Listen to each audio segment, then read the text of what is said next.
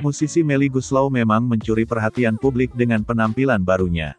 Istri dari Anto Hood itu tampak lebih kurus. Hal itu lantas mengundang rasa penasaran dari netizen mengenai rahasia Melly dalam menurunkan berat badan.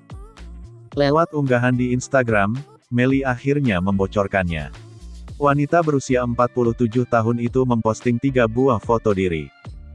Melly tampil mengenakan atasan bernuansa biru yang dipadukan dengan celana kulot.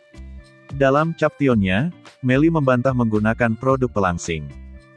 "Saya cuma mau bilang bahwa saya gak pernah pakai produk pelangsing badan apapun," tulis Melly seperti dikutip Tribun Style dari Instagram, Kamis tanggal 9 September tahun 2021. Melly kemudian membocorkan aktivitas yang ia lakukan selama ini. Mulai dari Muay Thai, Pilates, hingga bersepeda. "Badan saya seperti sekarang ini karena saya ikut program di Dr. Ed Cisienugraha dan sekarang saya olahraga. Sisanya saya treadmill atau sepedahan keliling komplek," papar Melly. Melly kembali menegaskan tak pernah menggunakan produk pelangsing.